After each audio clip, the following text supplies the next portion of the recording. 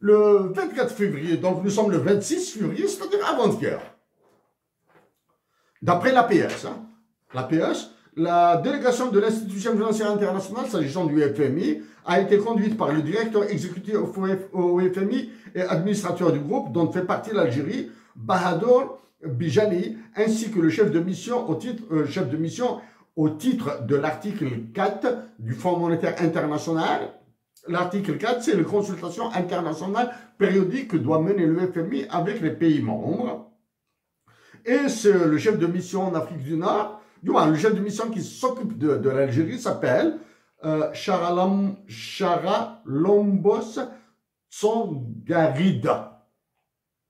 Je m'excuse si j'ai écorché son nom parce que je vais lui envoyer un email avec le lien vers ce que je dirai. Cette staff visite qui s'inscrit dans le cadre des échanges réguliers, c'est-à-dire échanges réguliers, ça veut dire que ce sont des échanges obligatoires. Sauf que, au lieu d'échange, il faut mettre inspection et contrôle entre le FMI et ses États membres. A été l'occasion de discuter entre guillemets du renforcement de la coopération entre les deux institutions, notamment en matière d'assistance technique et de renforcement des capacités. Renforcement des capacités, c'est empowerment. OK? Précise la même chose. C'est tout. C'est la seule information. C'est les informations principales qui m'intéressent. D'abord, le FMI et les pays membres du FMI ont une charte, il y a des règles, etc. qui sont appliquées. D'accord? Les délégations du FMI dans les pays membres, je parle maintenant spécifiquement de l'Algérie, ensuite je vais associer le Mali, le Niger et tous les autres pays, le Sénégal, etc. Donc, quand une mission du FMI vient à Alger, elle vient pour donner des ordres. C'est clair. La mission du FMI donne des ordres à Alger. Il n'y a ni coopération, ni quoi que ce soit. Okay? Il donne des ordres. Ça, c'est le FMI. Dans le même siège, dans la même rengaine, dans le même élan, dans un lien qui sera difficile à comprendre pour certains, il y a. Donc, Alger, le dimanche 23 février 2025, dimanche passé, 23 février 2025, la secrétaire d'État auprès du ministre de l'Énergie chargé des mines, c'est une femme. J'évite de personnaliser ou bien de personnifier. Hein.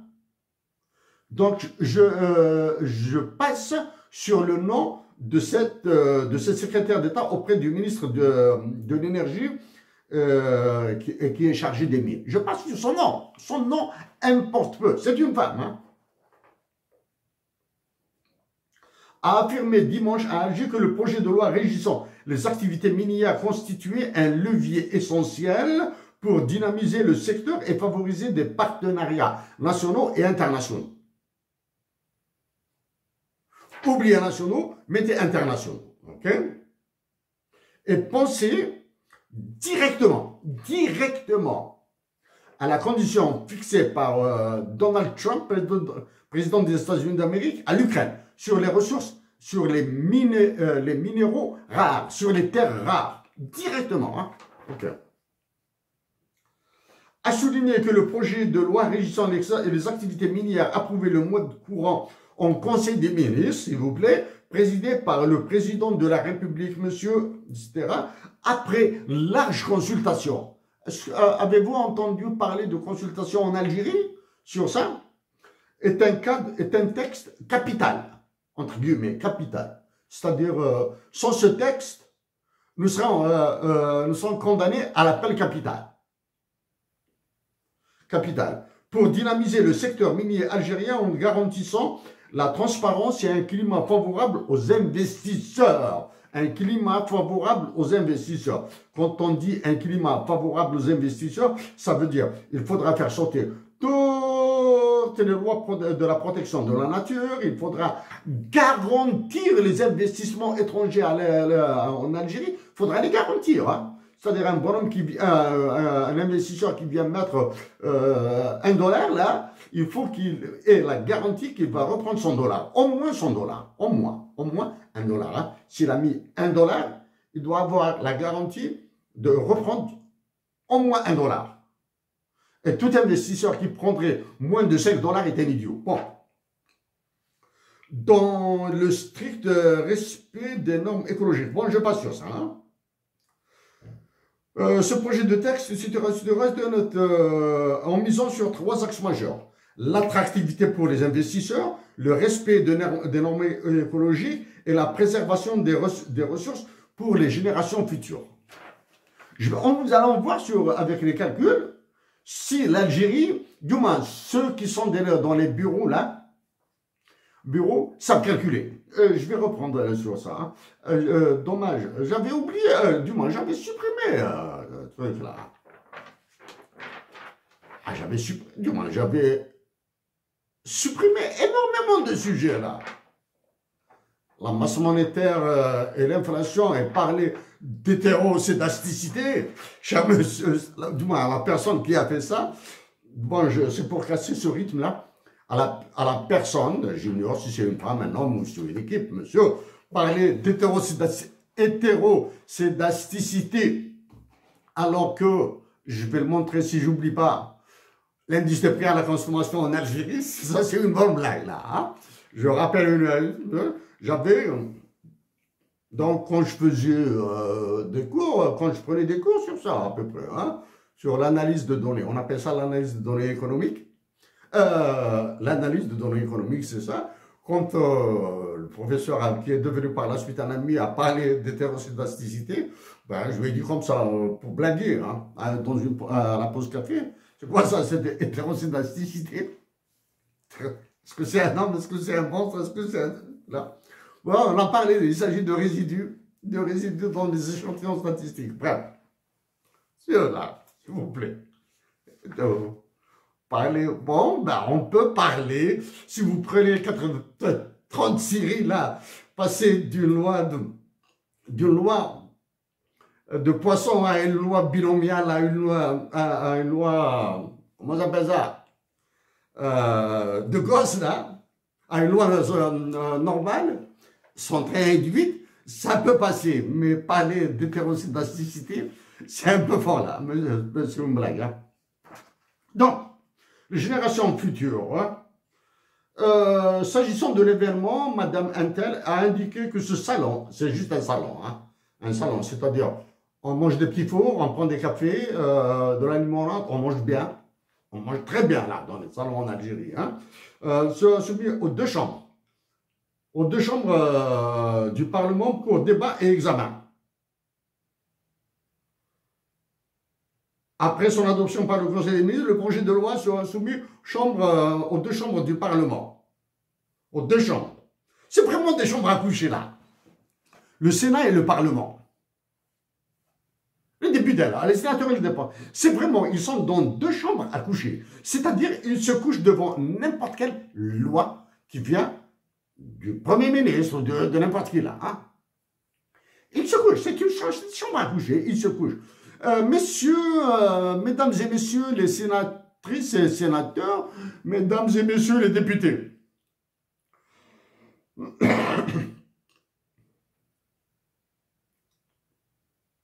Étant donné qu'il vous est impossible de vous opposer à la loi, sauf celles et ceux qui sont désignés. Toi, vous levez la main pour dire nous sommes contre. Pour donner un semblant de vote. Vous avez massacré le pays. Vous avez tué la patrie. Par l'augmentation, les lois sur l'augmentation des salaires, réduction des impôts, je les ai traitées. Et les lois des finances. Alors là, les lois des finances, etc. Et actuellement,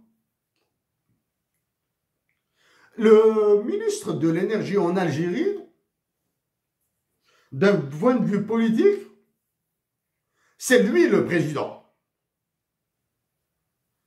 Il est partout et nulle part à la fois. Il est partout. Il reçoit dès qu'il s'agit de foutre en l'air la patrie et les ressources naturelles, dès qu'il s'agit d'étrangers, c'est lui. OK? Ministre de l'énergie. Ce n'est même pas le Premier ministre. Hein? Actuellement, d'un point de vue politique, c'est lui le président de la République. À ce ministre de l'énergie,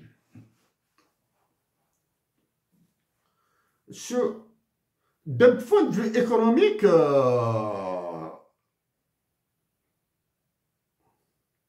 vous êtes pire que toutes les bombes atomiques explosées par la France dans le Sahara algérien. Vous êtes pire. Okay? Maintenant, reste d'un point de vue dignité politique, monsieur.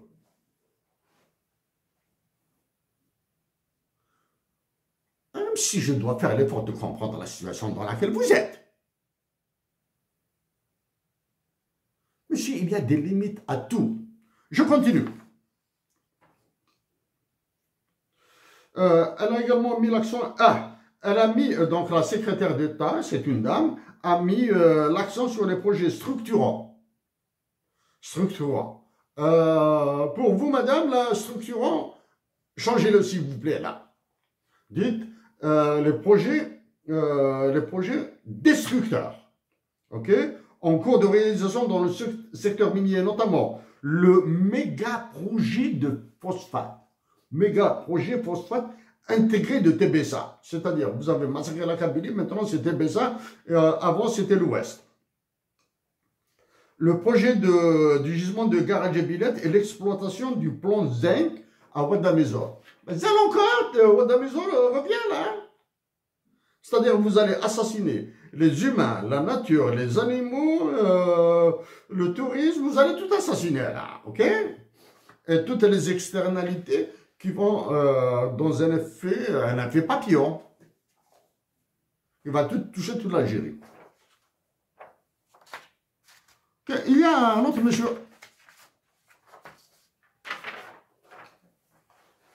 J'en ai parlé depuis, on est en 2025, j'en ai parlé en 2020-2021.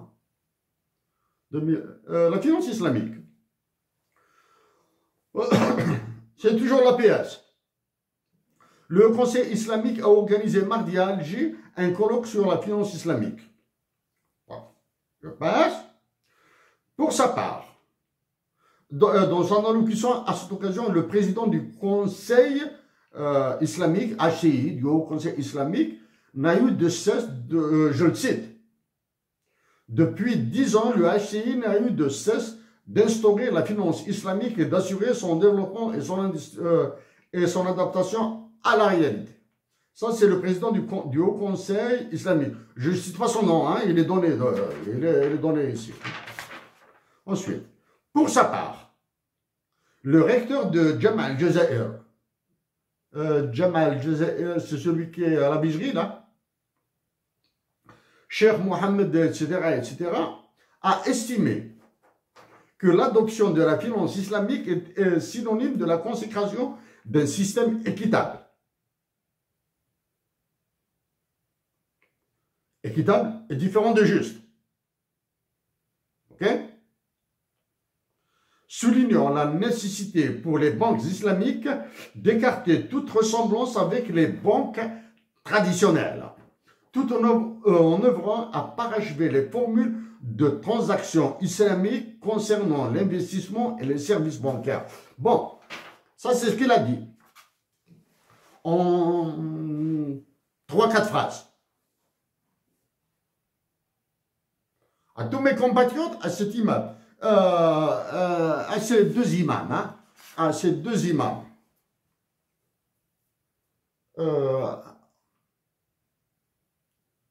La finance islamique, la finance islamique. الفينانس الإسلامية ليست عمل خيري. اوكي.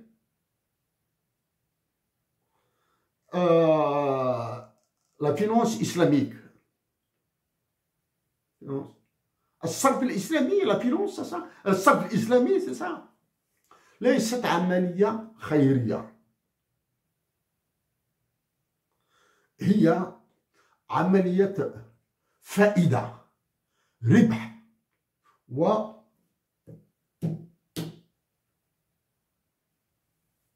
لجوء. يا سادة تاع الكوميسارية الإسلامي على الجيرة، عندما درست المضاربة في الاقتصاد الإسلامي، المضاربة، المرابحة، الإيجار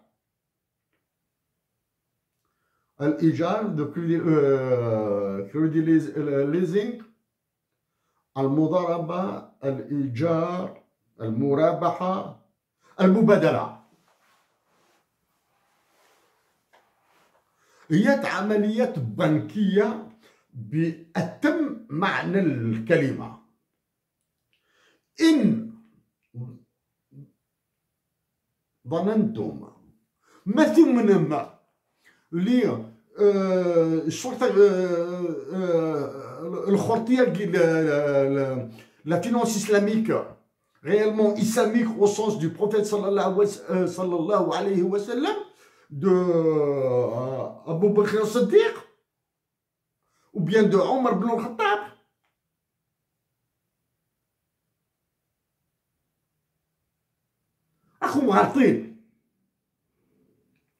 Il n'y a rien de musulman dans la finance islamique.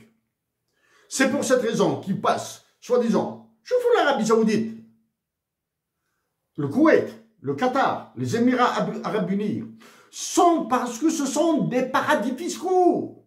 C'est-à-dire les banques de la City à Londres, et de New York, et de Paris, et de Bruxelles, de Singapour, et de Pékin, de Moscou, peuvent passer par les banques soi-disant islamiques des pays du Golfe pour pomper la sueur des Algériennes et des Algériens. Ok? C'est une finance prédatrice. Voilà, ça c'est le truc. Dernier élément. Donc, je parlais du haut commissaire. Le Haut Conseil islamique, donc son commissaire, il a apparemment un président plutôt, et il y a le recteur de Jamal al-Jazair.